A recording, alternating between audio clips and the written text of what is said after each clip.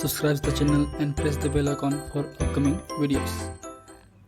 Hello friends, welcome to my channel Pharmacology Concepts by Rajesh Chaudhary, and in this video I will discuss about the ICH guidelines. Basically I am going to focus on safety guidelines. आज की video में हम बात करेंगे ICH guidelines के बारे में, जो कि बहुत ही इंपॉर्टेंट टॉपिक है आपके टॉक्सिकोलॉजी को लेकर. And if you want to watch my previous videos regarding the toxicology, you can check the description box below और by using link given in the i button. So now let's discuss about the topic.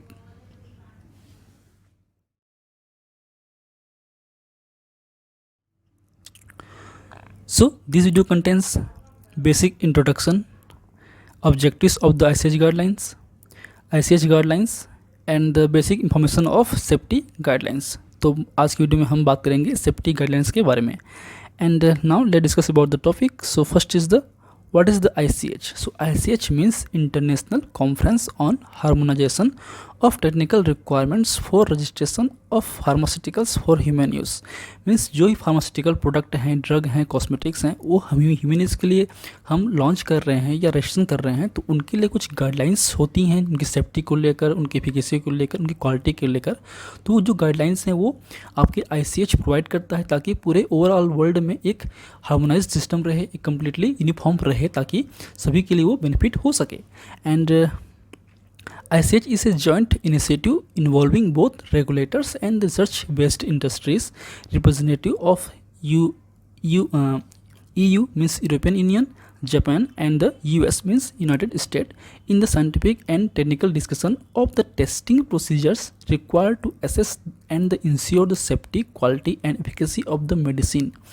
Means एक तरीके से initiative है आपके जो भी research industries हैं या फिर आपके जो रेगुलेटर्स हैं, खासकर ये जो तीन आपकी कंट्रीज़ हैं, आपके यूरोपियन यूनियंस हैं, जापान हैं और US हैं, उनके ये इनिशिएटिव्स हैं जो कि टेस्टिंग प्रोसीजर्स प्रोवाइड करते हैं किसी भी मेडिसिन के लिए, ताकि वो जो मेडिसिन हैं वो सेफ्टी, क्वालिटी और एफिकेसी में अपना बेस्ट हो सके, ताकि ह्यूमन के जो हेल्थ है उसमें बेनिफिट मिल सके. And the ICH secretary is located in the Geneva. जो आपके सचिवालय हैं ICH का, वो बेसिकली आपके जिनेवा पे प्रेजेंस होते हैं. तो ये बहुत इंपॉर्टेंट टॉपिक है. अगर आप कॉम्पिटिटिव एग्जाम की तैयारी कर रहे होंगे तो इस टाइप से क्वेश्चंस आपके आते हैं कि ICH जो हैं क्या हैं और ये कहाँ पे स्थित हैं, इनका सचिवालय. And now come to the next is the objectives. So what are the objectives of ICH guidelines और ICH? So first is the to increase the international harmonization of technical requirements to ensure the safe, effective and high quality medicine are the developed and to promote and ensure the public health. Means जो भी medicine launch हो रहे हैं, develop हो रहे हैं हमारे human health के बेनिफिट के लिए, वो जो हैं सेफ हो, इफेक्टिव हो और हाई क्वालिटी हो, तो उनके लिए जो टेक्निकल रिक्वायरमेंट्स हैं, जो प्रोसीजर्स हैं, वो प्रोवाइड करता है आपका ICH. And to prevent unnecessary duplication of clinical trials on human. तो जो बेसिक हैं कि अननेसेसरी जो भी हैं आपकी क्लिनिकल ट्रायल्स ना हो, किसी भी ड्रग का जो रिक्वायरमेंट है उसी के बेस पे हो, तो वो एक तरीके से बेसिक ऑब्जेक्टिव्स है आपके ICH का.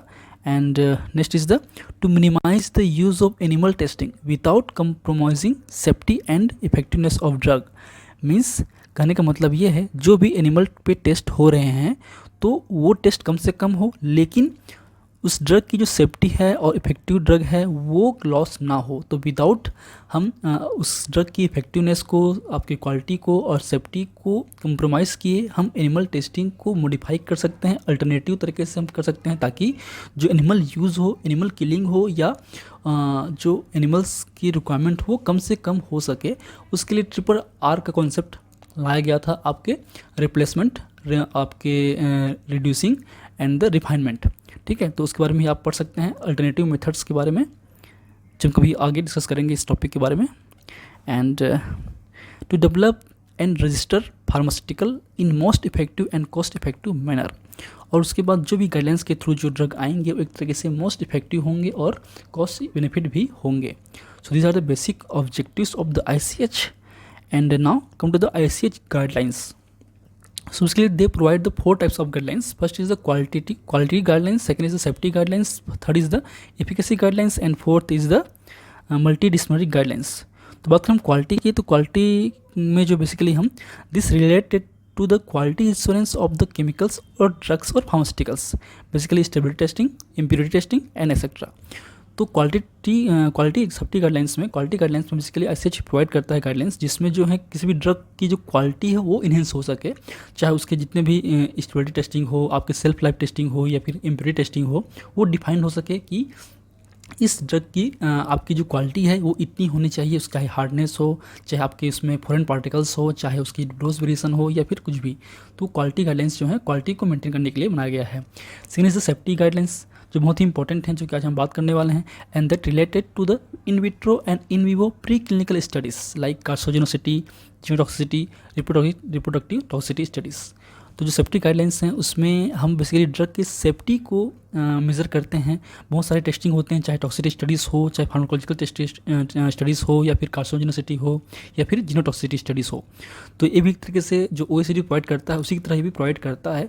तो हम बेसिकली जब बात कर रहे हैं हम लोग M.Pharm की बेस पे या जो भी आपके PhD बेस पे हम जो फॉलो करते हैं बेसिकली आपके ओ सीरीज़ फॉलो करते हैं। तो ओ सीरीज़ में बेसिकली आपके केवल जो टॉक्सिसिटी स्टडीज़ हैं वही गाइडलाइंस प्रोवाइड किए गए हैं, चाहे बात करें एक्यूट की हो, क्रोनिक की हो, आपके सब एक्यूट की हो, आपके जो भी जीनोटॉक्सिसिटी स्टडीज़ के लिए हो, या फिर आपके जो रिप्रोडक्टिव हो या कार्सिनोजेनिसिटी के लिए हो, तो उनको प्रोवाइड किया गया है। लेकिन जो ICH में है बहुत सारे और जो स्टडीज़ हैं या फिर टेस्टिंग्स हैं वो गाइडलाइंस प्रोवाइड किया गया है। बात करें नेक्स्ट है आपका इफिकेसी। तो इफिकेसी में बेसिकली हम ह्यूमन स्टडीज़ के लिए बात करते हैं, means it related to the clinical studies in human subject. तो जो भी क्लिनिकल ट्रायल्स होते हैं ह्यूमन पे, तो वो उनमें इफेक्टिवनेस होना चाहिए, means dose response studies, good clinical practice are the coming under efficacy guidelines.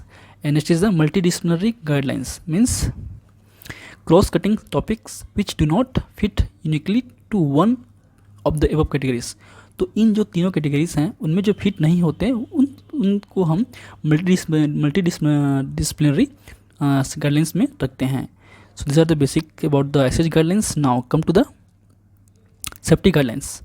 So ICH has produced a comprehensive set of safety guidelines to uncover potential risk like carcinogenicity, genotoxicity and reproductive toxicity and others। तो ICH जो है compressive set of testing procedure और protocol provide करता है, ताकि जो है कोई भी आपके पोटेंशियल रिस्क हो किसी भी ड्रग का, चाहे वो आपके कार्सिनोजेनिसिटी हो, चाहे आपके जीनोटॉक्सिसिटी हो, या फिर रिप्रोडक्टिव टॉक्सिसिटी हो, वो अनकवर हो सकें, वो सामने आ सकें, ताकि हम उस ड्रग को विड्रॉ कर सकें या उस ड्रग के अल्टरनेटिव ढूंढ सकें या फिर उसको मॉडिफाई कर सकें। And the guidelines are basically S1 to S12। बात करें हम गाइडलाइंस की तो है आपके first is the S1 means S1A to S1C, that is a carcinogenicity study. And second is the S2, that is a genotoxicity study. And S3 is a toxicokinetics and pharmacokinetics, and S4 is related to the toxicity testings, S5 is related to the reproductive toxicology, S6 is related to the biotechnology products, S7 pharmacological studies, and S8 immunotoxicology studies, S9 non-clinical evaluation for anti-cancer pharmaceuticals, S10 is the photosafety evaluation, and S11 is the non-clinical pediatric safety, and S12 is a non-clinical biodistribution studies for gene therapy products। तो ये basically आपके guidelines हैं जो important हैं, वो हैं आपके S1 से लेकर S9 तक, जो कि हम आज उसके बेसिक इन्फॉर्मेशन के बारे में बात करेंगे। बात करें हम कुछ OECD गाइडलाइंस भी प्रोवाइड करती हैं, जो कि हमने ऑलरेडी बात कर चुके हैं, चाहे एक्यूट टॉक्सिसिटी स्टडीज़ को लेकर हो, क्रोनिक को लेकर हो, या फिर जीनोटॉक्सिसिटी स्टडी को लेकर हो। हम आने वाले वीडियोस पे जो है हम फोकस करेंगे आपके कार्सिनोजेनिसिटी हो गई, या फिर आपके रिप्रोडक्टिव टॉक्सिकोलॉजी हो गई। इसके बारे में जो OECD गाइडलाइंस हैं उसके बारे में हम डिटेल बात करेंगे। इस वीडियो में हम केवल बात कर रहे हैं उनके बेसिक इन्फॉर्मेशन के बारे में। तो चलिए देखते हैं। So first is the S1A to S1C, that is a carcinogenicity study. Means आपके जो S1A है, and they provide the guidelines on the need for carcinogenicity studies for pharmaceutical. तो कार्सिनोजेनिसिटी स्टडीज़ क्यों ज़रूरी है, क्या किस ड्रग के लिए ज़रूरी है? तो जाहिर सी बात है कार्सिनोजेनिसिटी means there is a phenomena or process in which the drug or chemicals may induce the carcinogens or tumors or cancer causing drug. तो कहीं ना कहीं ऐसे ड्रग जो लॉन्ग टर्म हम यूज़ करेंगे तो हमारे बॉडी के अंदर में ट्यूमर फॉर्म कर सकता है या कार्सिनोजेनेसिस को इंड्यूस कर सकता है, वैसे ड्रग को हम कार्सिनोजन बोलते हैं और उनकी स्टडीज़ को, उनकी टेस्टिंग को हम एक तरीके से कार्सिनोजेनेसिटी स्टडीज़ बोल सकते हैं. And it can be performed for any pharmaceutical whose expected clinical use in the continuous for least 6 month.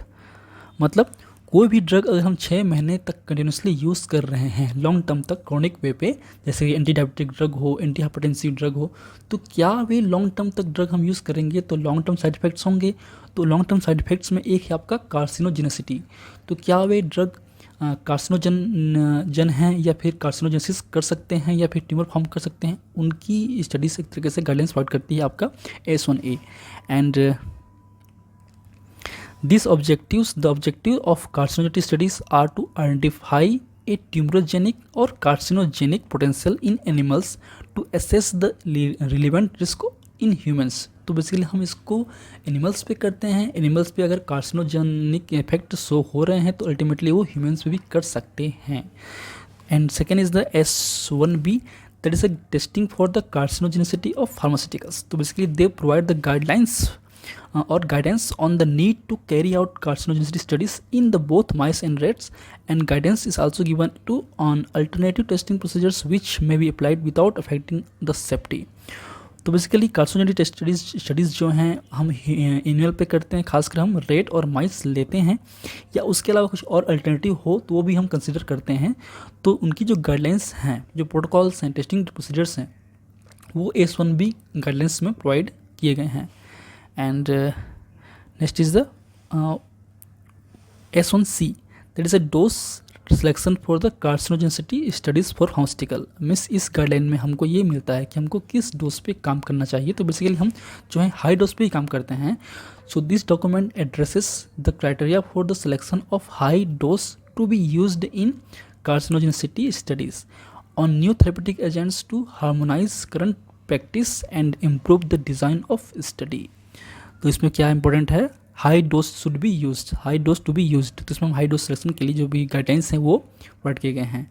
And R1C is the R1 EWG means rodent carcinogenicity studies for the human pharmaceuticals. तो इसमें जो हैं आपके जो भी guidelines हैं जो rodent पे करते हैं, चाहे रेट और माइस हो, वो गाइडलाइंस प्रोवाइड किए गए हैं.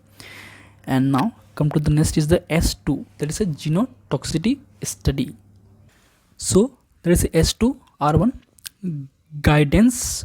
S2 is the guidance on genotoxicity testing and data interpretation for the pharmaceuticals intended for the human use. Means ऐसे ड्रग जो कि जेनेटिक लेवल पर टॉक्सिक इफेक्ट कर सकते हैं उनको हम जीनोटॉक्सिक ड्रग बोल सकते हैं, तो या म्यूटाजेन बोल सकते हैं, क्योंकि जो जीनोटॉक्सिटी है वो कहीं ना कहीं म्यूटेशन से ही होते हैं. तो उसके लिए गाइडेंस प्रोवाइड किया गया है आपका S2 पे.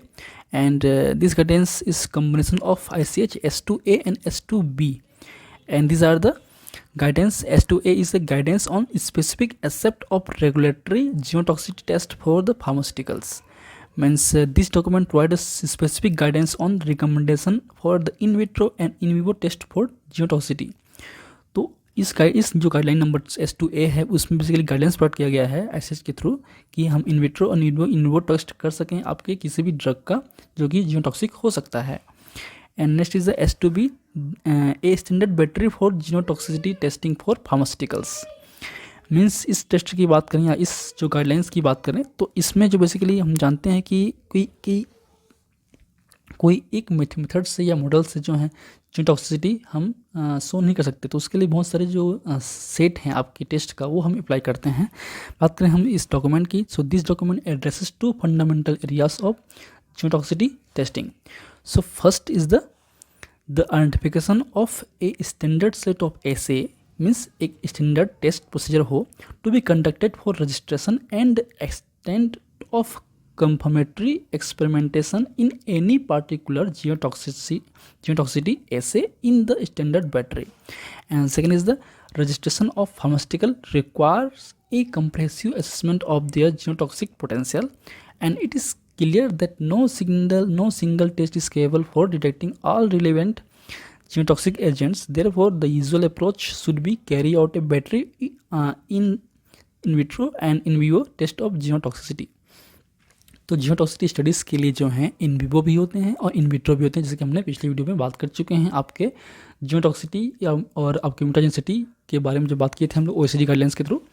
तो इसमें जो सेट ऑफ बैटरीज या बैटरी मतलब होता है एक सेट ऑफ आपका एक्सपेरिमेंट्स हैं इन विट्रो इन विवो का, हम दोनों परफॉर्म करते हैं ताकि हम बेहतर तरीके से आइडेंटिफाई कर सकें आपके ड्रग को कि ये जीनोटॉक्सिक है या नहीं, जो कि एक लॉन्ग टर्म थेरेपी होते हैं, लॉन्ग टर्म प्रोसेस होते हैं।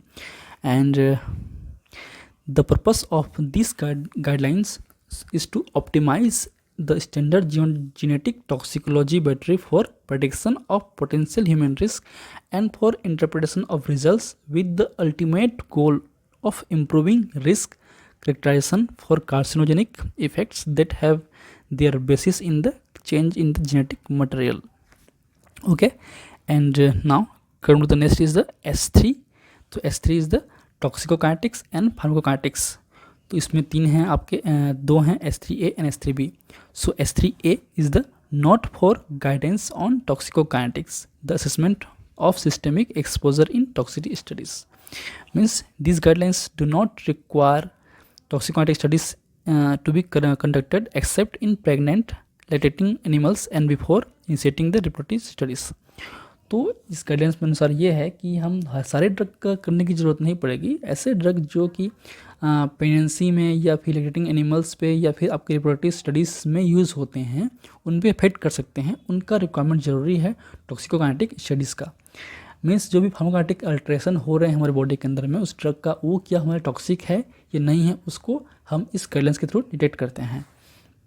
And in this context, toxicokinetics defined as the generation of pharmacokinetic data, either as an integral component in the conduct of non-clinical toxicity studies, means preclinical toxicity studies, or in specifically designed supportive studies in order to assessment systemic exposure. तो systemic exposure जब हम करते हैं किसी भी drug का, चाहे हम ओरल फॉर्म में हो या प्रिंटेड फॉर्म में हम लेते हैं, तो कहीं ना कहीं हमारे जो बॉडी के अंदर में जो सिस्टम्स हैं, आपके एब्जॉर्प्शन सिस्टम्स हैं, मेटाबॉलिज्म है, एक्सक्रीशन है, आपके डिस्ट्रीब्यूशन है, उनके थ्रू क्या हमारे बॉडी के अंदर में टॉक्सिक इफेक्ट प्रोड्यूस हो रहा है, और उनके लिए जो है एक तरीके से हम डाटा तैयार करते हैं, टॉक्सिक डाटा तैयार करते हैं आपके प्री क्लिनिकल स्टडीज़ के द्वारा. And next is the This provides the guidelines for the toxicokinetic study, and the primary objective of the toxicokinetics is to be describe the systemic exposure achieved in animals and its relationship to the dose level and the time course of the toxicity studies. तो ultimately गोल क्या है, हम systemic exposure जब हम करते हैं किसी भी ड्रग का, चाहे ओरल के थ्रू हो, चाहे आपके पेंड्रल के थ्रू हो एनिमल पे, तो जो डोज रिस्पॉन्स कर्व है या डोज की जिस डोज पे जो है आपके टॉक्सिक इफेक्ट शो कर रहे हैं, नहीं कर रहे हैं, कहाँ पे कर रहे हैं, इन सब की स्टडीज़ करना एक तरीके से इस गाइडलाइंस के द्वारा किया जाता है. And next is the S3B means pharmacokinetics guidance for the repeated dose tissue distribution. उसमें हम सिंगल डोज कर रहे थे, इसमें हम रिपीटेड डोज करेंगे. मतलब जब हम किसी भी ड्रग को बार बार हम इंजेक्ट करेंगे तो क्या उसमें इफेक्ट हो रहे हैं आपके फार्माकोकाइनेटिक प्रोफाइल पे, आपके टिश्यू डिस्ट्रीब्यूशन पे. And these tissue distribution studies are essential in providing information on the distribution and the accumulation of the drug or compound or metabolites, especially in relation to potential site of action. This information may be useful in the designing toxicology and pharmacological studies and for interpreting the results of these experiments. क्योंकि ये जरूरी क्यों है, क्योंकि हम जानते हैं कि जब हम बार बार ड्रग लेते हैं तो कहीं ना कहीं वो हमारे बॉडी में डिस्ट्रीब्यूट होगा और एक्यूमुलेट होगा, और उस एक्यूमुलेशन होने के कारण क्या टॉक्सिक इफेक्ट्स होंगे उसके बारे में जानना ज़रूरी है.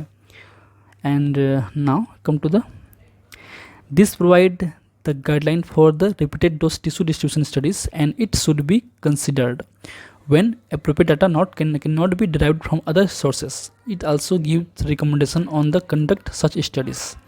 तो अगर हमको डाटा पहले से नहीं है किसी भी ड्रग का, तो हम इस स्टडीज़ को, टिश्यू डिस्ट्रीब्यूशन स्टडीज़ को कर सकते हैं. उसके लिए जो गाइडलाइंस प्रोवाइड किया गया है वो है आपका S3B पे. And next is the S4 जैसे टॉक्सिसिटी स्टडीज़, मतलब जो भी आपके एक्यूट हैं, क्रोनिक हैं, सब क्रोनिक हैं, सब इसमें आते हैं. S4 is the duration of chronic toxicity testing in animals, rodent and non-rodent toxicity testing. The objectives of these guidelines or guidance is to set out the consideration that apply to chronic toxicity testing in rodents and non-rodents as a part of safety evaluation of a medicinal product. And rodent के लिए जो हम basically use करते हैं 6 month duration के लिए, और जो नॉन रोडेंट है उसके करते हैं हम लोग 9 मंथ ड्यूरेशन के लिए. तो ये आपकी बेसिक गाइडलाइंस प्रोवाइड करती हैं आपके S4 पे 6 month and 9 month. Okay, and now come to the next is the S5, that is a reproductive toxicology. So S5 is a detection of toxicity to reproduction for medicinal product and toxicity to male fertility. तो इसमें हम लोग mail fertility और female के दोनों का हम करते हैं.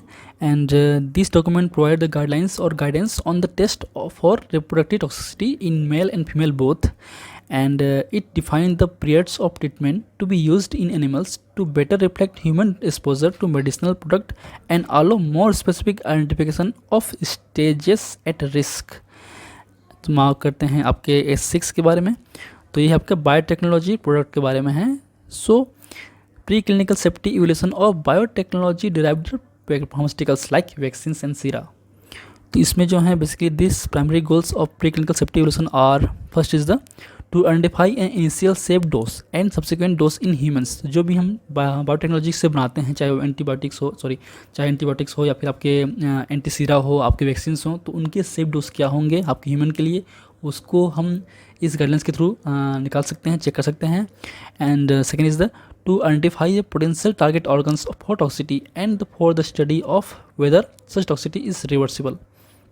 और वो कौन सी ऑर्गन पे इफेक्टिव है, टॉक्सिक इफेक्ट शो कर रहा है, वो भी हम चेक करते हैं.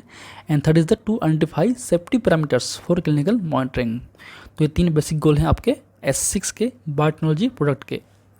And next is the S7, that is A pharmacological studies, जो कि बहुत ही इंपॉर्टेंट है, कभी इस बारे में बात करेंगे डिटेल में. That is a provide safety pharmacological studies for human pharmaceuticals, and these guidelines for the clinical trials. And this guideline was developed to protect clinical trial participants and patients receiving marketed product for potential adverse effect of pharmaceuticals. तो ये जो guidelines हैं आपके clinical trials के लिए बनाया गया है कि क्लिनिकल ट्रायल जो हम रेंडमली या बिना सोचे समझे ना करें, हम एक इफेक्टिव मैनर पे करें, ताकि जो भी क्लिनिकल ट्रायल में जो पार्टिसिपेंट कर रहे हैं या पेशेंट हैं उनका हेल्थ जो है ठीक ठाक रहे, इतना ज़्यादा हार्मफुल इफेक्ट ना हो कि वो डेथ कंडीशन पे आ जाएं. तो क्लिनिकल ट्रायल करने के लिए भी कुछ गाइडेंस होती हैं, तो वो गाइडेंस आपके ICH S7 के थ्रू मिलता है. And this document addresses the definition, objectives and scope of safety pharmacology studies. It also addresses which studies are needed before initiation phase 1 clinical studies, as well as information needed to the marketing. And 2B is the non-clinical evaluation of potential for delayed ventricular reprolongation, जैसे QT interval prolongation by human pharmaceuticals. तो ये guidelines जो हैं ऐसे drug के लिए बनाया गया है कि जो कि लॉन्ग टर्म हम यूज़ करेंगे तो वो जो वेंट्रिकुलर रिप्रोलाइजेशन है उसको डिलेट कर दे, मीन्स QT इंटरवल को प्रोलॉन्ग कर दे, वैसे ड्रग के लिए है ये जो गाइडलाइंस हैं वो बेसिकली प्रोवाइड किया गया है. And this guidelines describe a non clinical testing means pre clinical testing strategy for assessing the potential of a test substance to delayed ventricular repolarization. And now come to the next is these guidelines includes information concerning preclinical or non-clinical assay and integrated risk assessment. And asset is the immunotoxicology study. तो इसमें basically जो भी immunology में involve हो रहे हैं आपके drug, मतलब इम्यूनोमोडुलेटर्स, चाहे वो इम्यूनोस्टिमुलेंट हो या इम्यूनो आपके सप्रेसेंट हो, उनके जो टेस्टिंग होती है वो गाइडलाइंस आपके एसेट से मिलता है.